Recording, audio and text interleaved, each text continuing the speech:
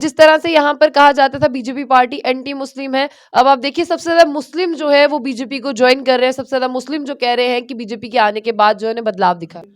मोदी जी की लहर नहीं थी जिसको आप मोदी जी की लहर कहते हैं, ये लहर थी यहाँ पर पावर की, यहाँ पर ये लहर थी पैसे की, यहाँ पर ये लहर थी लोगों को पकड़ पकड़ गाड़ियों में भर भर के लाने की।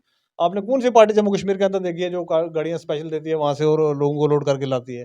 भारतीय जनता पार्टी के अलावा कोई है पार्टी आपकी? क्योंकि भारतीय जनता पार्टी ने पूरी इकोनॉमी, हिंदुस्तान की पूरी इकोनॉमी को कंट्रोल करके अपने भारतीय जनता पार्टी के अकाउंट में जमा कर लिया है। आज हिंदुस्तान के अंदर 2014 के बाद ये किसने रवाज चलाया कि भाई कोई भी दाढ़ी वाला मिलेगा आप उसकी दाढ़ी पकड़ के बोलोगे जय श्री राम बोलो? ये किसने रवाज चलाया है? कोई भी कहीं पर मिलेगा उसको मॉब लिंचिंग कर दी जाएगी। किसने किया? और मॉब लिंचिंग करने वाला आदमी जब जो है थाने से जेल से छूट के आएगा उसको हार डाल के उसको रिसीव किया जाएगा। एक चीज का ध्यान रख के इस बार वोट देना कि भाई साहब आप सिर्फ एसटी लेके या ये लेके या वो लेके वो मत करें। आपको गुज्जर होने से पहले मुसलमान होना है, आपको पहाड़ी होने से पहले मुसलमान होना है, आपको मुसलमान होने से पहले इंसान होना है। ये सारी चीजें नोट रख के अपना वोट कास्ट करें। इन सब चीजों को ध्यान में रखें।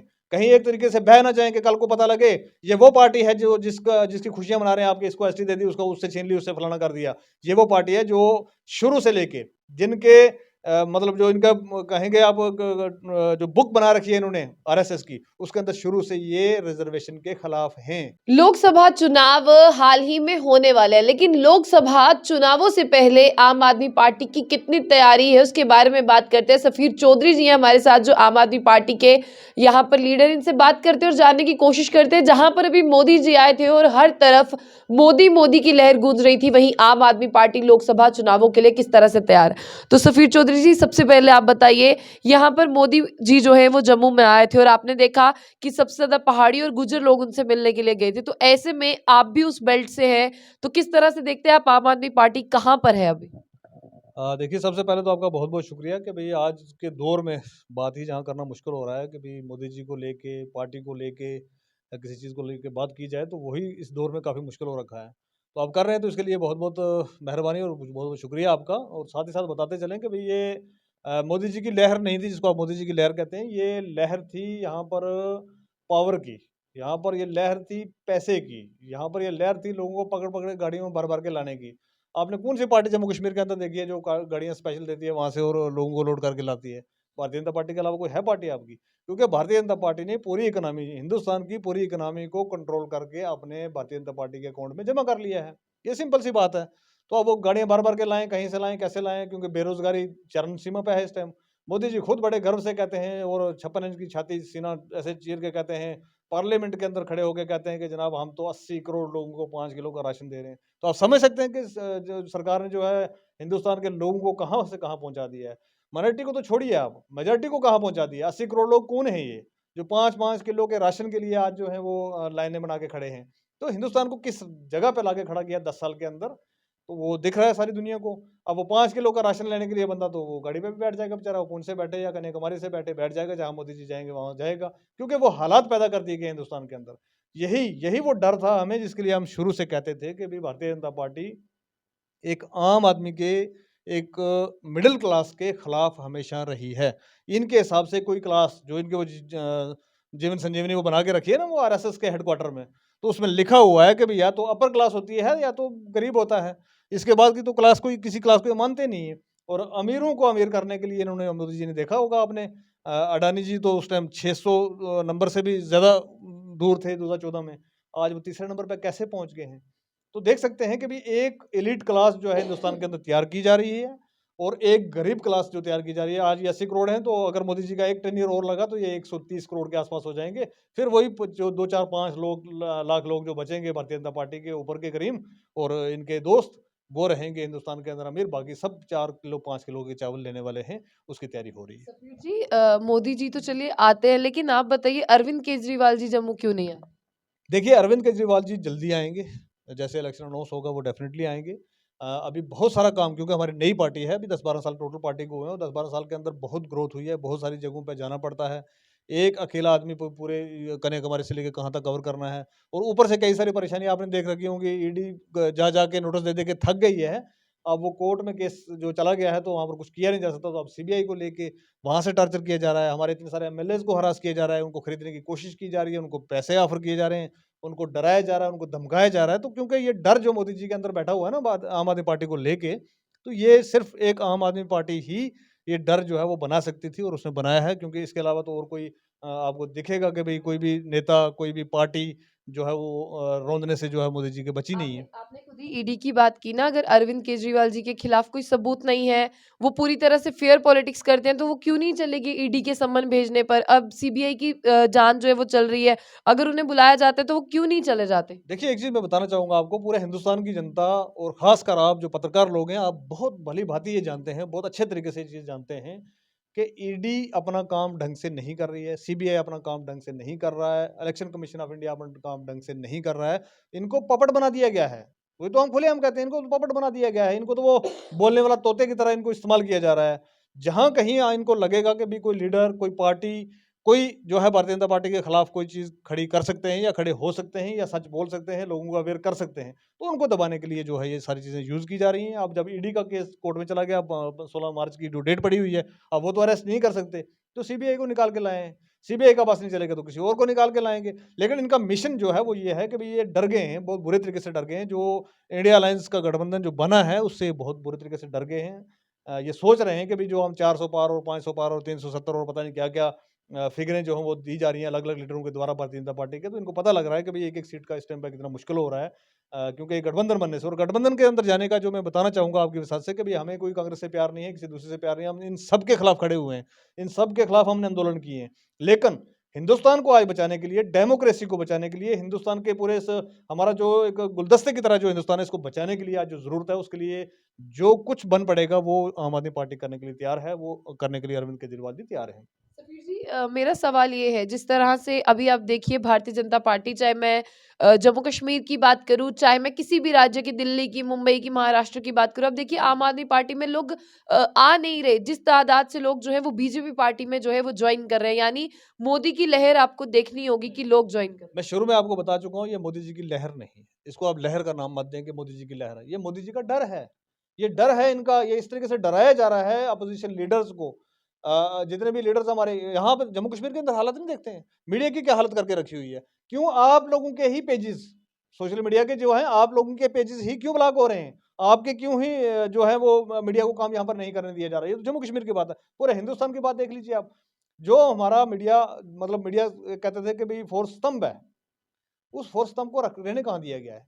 इसी तरीके से कोई पॉलिटिकल एक्टिविस्ट है, कोई सोशल एक्टिविस्ट है, कोई पॉलिटिकल लीडर है, उसको इस हद तक तंग किया जाता है, उसको इस हद तक डराया जाता है कि भई तुझे ईडी लगाएँगे पीछे, तुझे सीबीआई लगाएँगे पीछे, पैसे ऑफ़र किए जाते हैं, मतलब एवरीथिंग।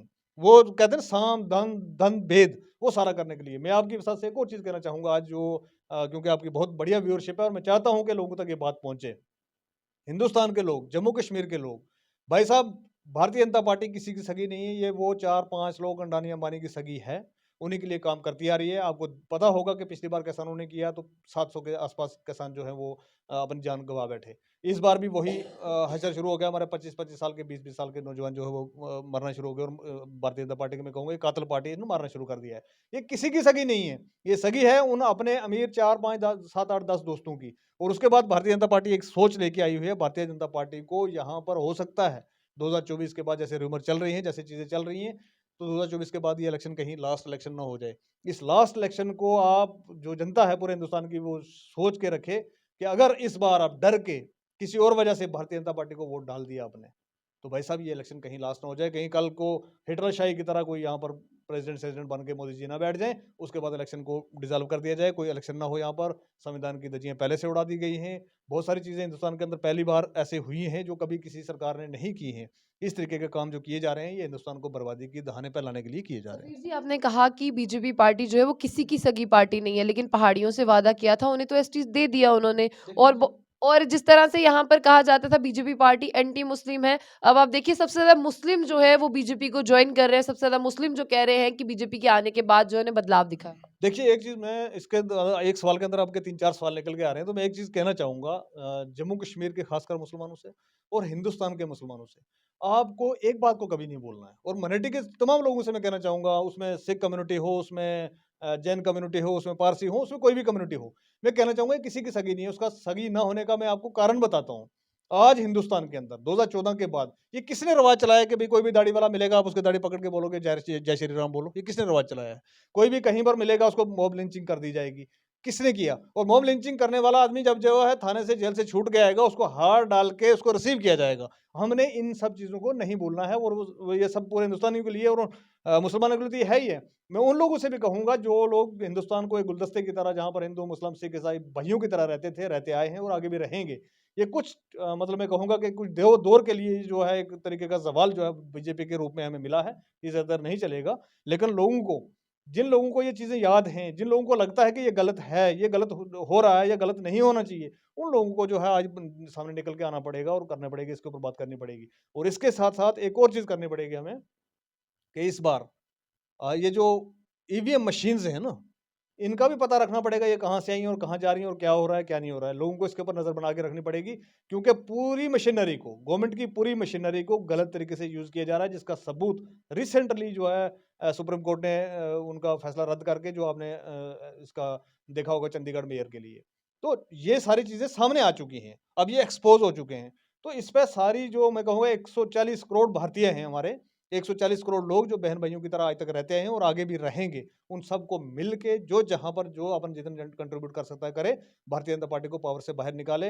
अदरवाइज़ हिटलरशाही यहाँ पर लागू करने में कोई देरी बाकी नहीं रही है। कल को आप चाहते हैं कि हमारे डेमोक्रेटिक राइट्स रहें, डेमोक्रेटिक तरीके से हमारी कंट्री चले, हम मदर ऑफ डेमोक्रेसी कहते हैं वर्ल्ड में अपने आप को, अगर उसको हमने बचाना है, अपने संविधान को बचाना है, अपने मूल्यों को बचाना है, तो आज ये टाइम है कि हमें मिल के उठ के खड़ा होना पड़ेगा और हाथ से हाथ जोड़ना पड़ेगा।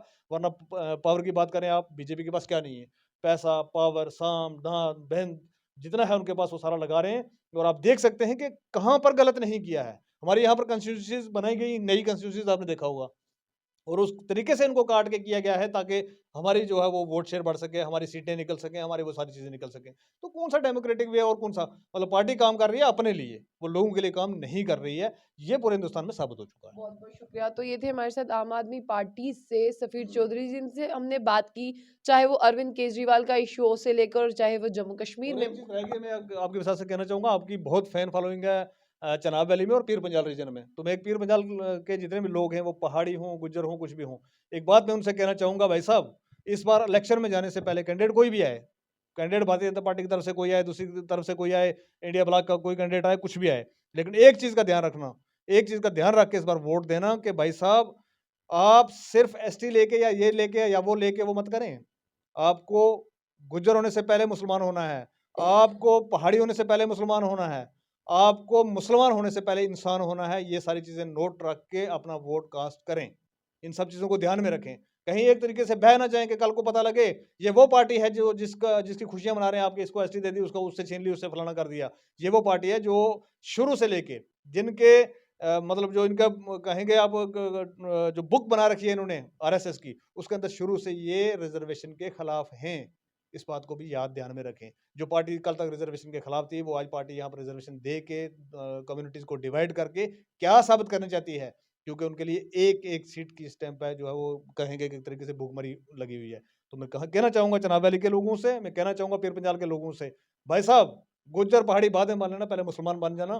क्योंकि दाढ़ियाँ नोची आज भी जा रही हैं, आज भी लोगों को मारने वालों को हार पहनाए जा रहे हैं, आज भी अलग-अलग बहाने बना के जो है कॉलेजेस के अंदर, यूनिवर्सिटीज़ के अंदर बच्चों को मारा जा रहा है, उन चीज़ों को ध्यान में रखें आप।